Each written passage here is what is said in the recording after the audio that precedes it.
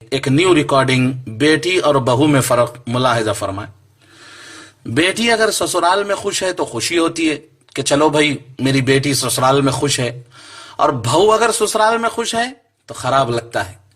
داماد بیٹی کی مدد کرے تو اچھا لگتا ہے، میرا داماد ہیرا داماد ہے وہ۔ بیٹا بہو کی مدد کرے تو جورو کا غلام ہو گیا، کمینہ ماٹھی ملا۔ بیٹی اگر بیمار ہو جائے تو دکھ ہوتا ہے، بہو اگر بیمار ہو جائے تو بہانے تلاش کر رہی، کام چور کہیں کی۔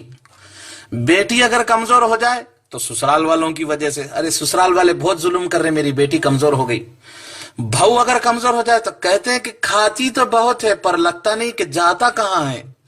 بیٹی کو سسرال میں اکیلے کام کرنا پڑے تو خراب لگتا ہے کہ میری بیٹی اکیلے کام کر رہی، تھک جا رہی وغیرہ وغیرہ۔ بہو سارا دن اکیلے کام کرے پھر بھی بہو کام چور کہلاتی ہے، کام چور ہے، کام چور۔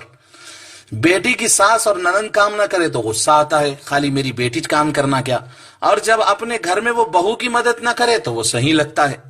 بیٹی کی سسرال والے تانے مارے تو غصہ آتا ہے، اور خود بہو کے میکے والوں کو تانے مارے تو صحیح لگتا ہے۔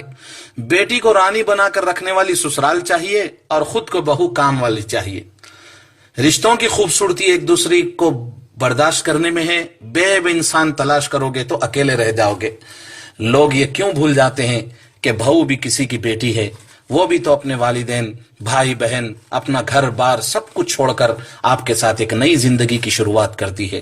جو بھی ساس سسر یہ میری ریکارڈنگ سن رہے ہوں، میں ان سے ادباً گزارش کرتا ہوں کہ وہ کبھی بھی بیٹی اور بہو میں فرق نہ کریں، تبھی یہ دنیا بدلے گی، سماج بدلے گا، اور آپ کی بیٹیاں بھی سسرال میں خوش رہیں گی۔